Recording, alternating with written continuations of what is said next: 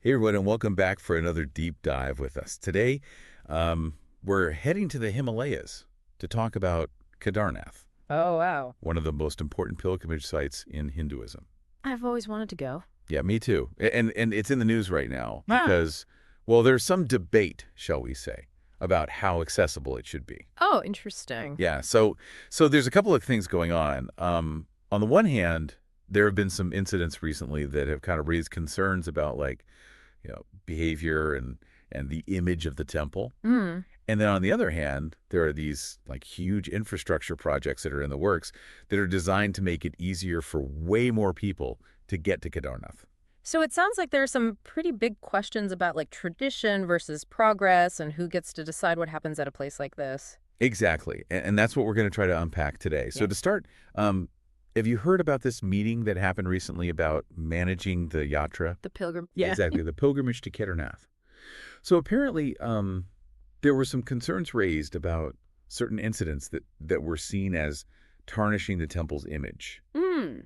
And this is where things get a little bit tricky Okay. because a BJP MLA named Asha Nautiyal, well, she made some pretty strong statements claiming that non-Hindus were responsible for these incidents. Oh, wow. And she even suggested that they should be banned from entering the temple. That's a pretty bold statement. It is, and it raises some really important questions. First of all, where's the evidence to support that claim? Right. And second, is it even right to make these kind of generalizations based on Yeah. someone's religion? It definitely feels like it could be a slippery slope. Yeah, I mean, think about it. Kedarnath has been a pilgrimage site for centuries, Right. and it's always attracted people from all walks of life.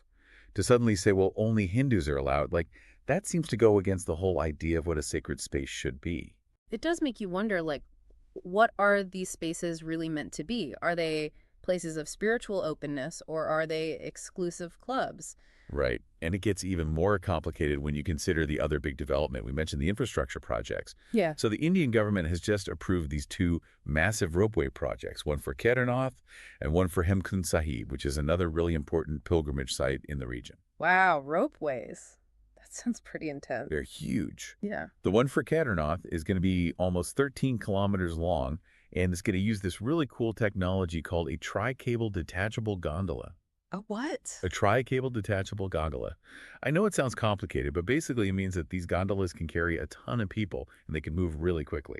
So how many people are we talking? They're saying it'll be able to transport like 18,000 people per day. 18,000. That's incredible. Right. It could completely change the way people experience the pilgrimage.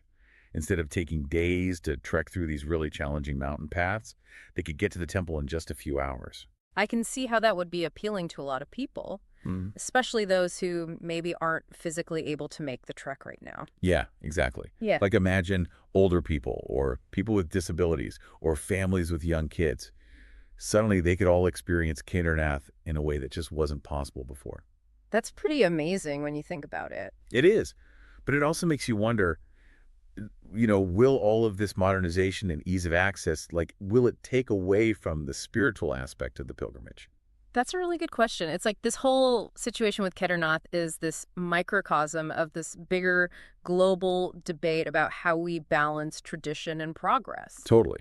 On the one hand, you've got this MLA saying we need to restrict access and focus on who's allowed in. Right. And on the other hand, you've got this massive push to make it easier for everyone to get there. It's like two completely different visions for the future of this sacred space. It really is.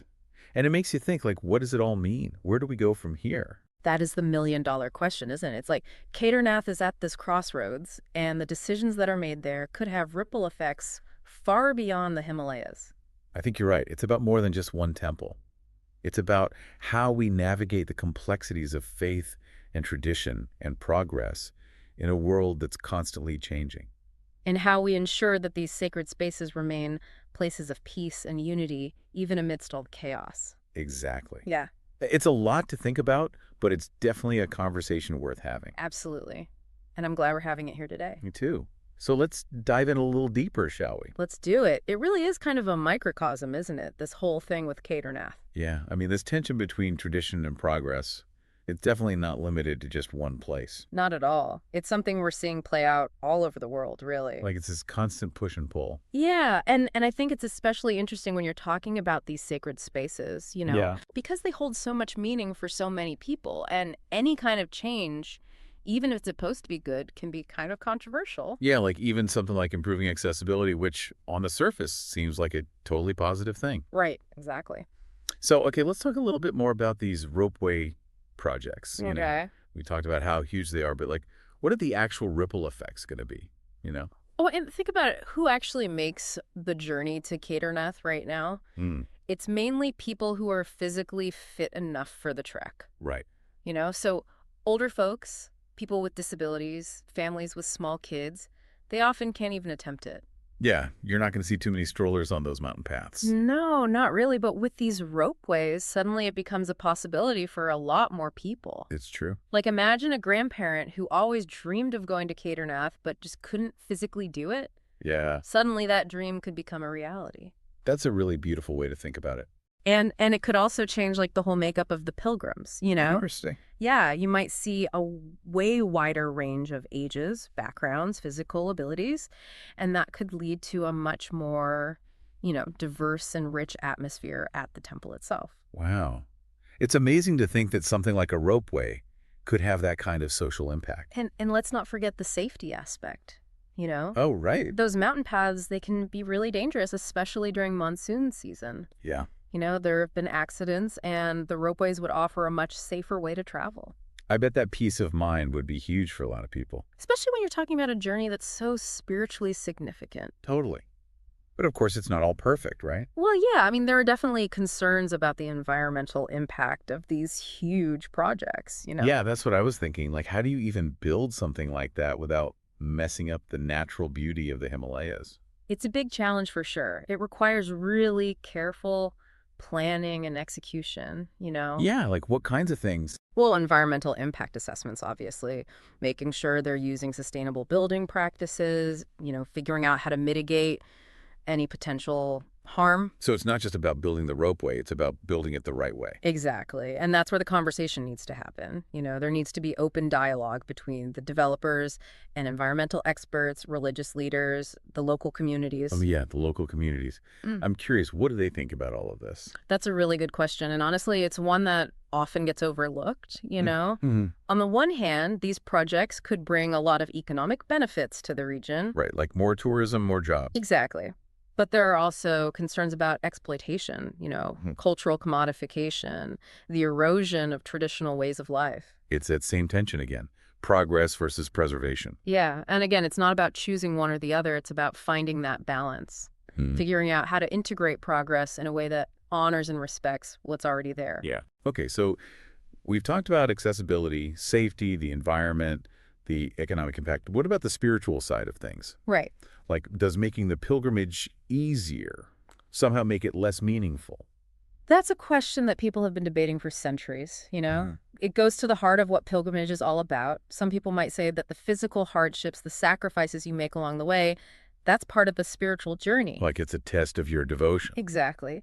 But then others would argue that the real essence of pilgrimage is the inner journey.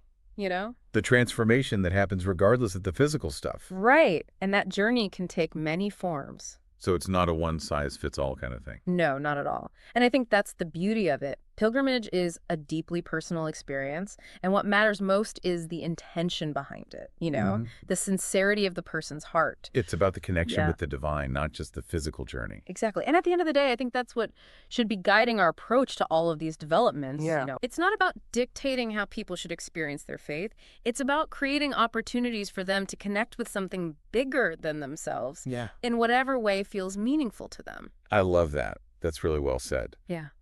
So we've covered a lot, the potential benefits and challenges of the ropeways, the impact on the environment, the economy, the spiritual experience.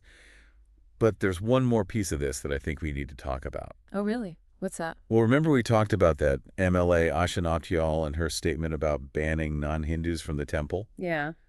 And while we both agreed that it's a pretty problematic statement, it did kind of get me thinking about a bigger question. Okay, I'm listening. How do we make sure that these sacred spaces stay inclusive in a world that's increasingly divided along religious lines? That is a huge question, and it's one that we as a global society really need to grapple with. I mean, it feels like every day we're hearing about more conflict, more division, and so much of it is tied to religion. It's true, and it makes you wonder, like, how do we protect these sacred spaces, these places that should be about peace and unity, you know? Right. How do we keep them from becoming just another battleground for intolerance? Yeah, it's tough. And I think part of it is recognizing that access to these spaces isn't just about, physically getting in. Right. It's also about creating a sense of belonging, a sense of respect, understanding between different faiths and beliefs. So it's not enough to just say, hey, everyone's welcome here. Right. You have to actually create an environment where everyone feels safe and respected, no matter what they believe. Exactly. It's about promoting dialogue, education, empathy, challenging those prejudices and really fostering a culture of mutual understanding. It's funny because when we talk about Kedarnath and this MLA wanting to ban non-Hindus, Yeah. it's easy to kind of dismiss it as just one person's opinion. Yeah. But I think it's important to acknowledge that those kinds of sentiments, those fears and prejudices, they exist everywhere. Oh, absolutely. And ignoring them won't make them go away. Yeah. We have to actually address them head on. So how do we do that? How do we create a space for those conversations to happen in a way that's actually productive? Well, I think education is huge. Right. The more we learn about different faiths and cultures, the more we can break down those barriers of fear and misunderstanding, Mm-hmm. interfaith dialogues, community outreach programs, even just visiting a place of worship that's different from your own. It's about getting outside our comfort zones and actually listening to each other. Exactly. And being willing to listen, even if we don't agree. That's so important. Yeah. It's not about forcing everyone to have the same beliefs. Yeah. It's about creating a space where those differences can coexist peacefully. And that takes a willingness to really engage in dialogue with empathy and an open mind. So, okay, bringing it back to Kedarnath, we've got these two seemingly opposite forces at play, right? Yeah. The push for stricter access and the push for greater accessibility. Right. But maybe they're not actually as contradictory as they seem. Oh, that's interesting. Tell me more. Well, I think both of these narratives are kind of grappling with the same question, Which is what does it mean to be a sacred space in a world that's so diverse? I see what you're saying. One is trying to protect the sanctity by limiting who can come in, Right. and the other is trying to make it more inclusive by making it easier for people to get there. Exactly. And maybe the answer isn't choosing one or the other, but finding a way to integrate both perspectives. To create a space that honors tradition, but also recognizes the needs of a changing world. A space that's both sacred and inclusive. A space that welcomes everyone while also preserving its spiritual heart. That's a beautiful thought, and it's definitely a delicate balance. It is. Well, as we wrap up this deep dive, I feel like we've only just scratched the surface of this whole conversation, It's true. It's so complex, and there's so much more to explore. This whole idea of access to sacred spaces, the intersection of faith and tradition and progress is a huge topic. And it's a conversation that needs to keep happening, not just in Kedarnath, but everywhere. Because at the end of the day, these spaces, they have the potential to be so much more than just places of worship. They can be bridges of understanding, symbols of unity, beacons of hope in a world that so often feels divided. And that's something worth striving for. Absolutely. So as you're listening to this, we'd love to hear your thoughts. What resonated with you? What are your own perspectives on access to sacred spaces in our ever-changing world? Yeah, share your thoughts with us on social media. Let's keep this conversation going. Because this journey towards a more inclusive and understanding world is something we have to do together. Well said. Thank you for joining us for this deep dive into Kedarnath. Until next time, keep exploring, keep questioning, and keep seeking those connections that bind us all. I love that. Keep seeking those connections.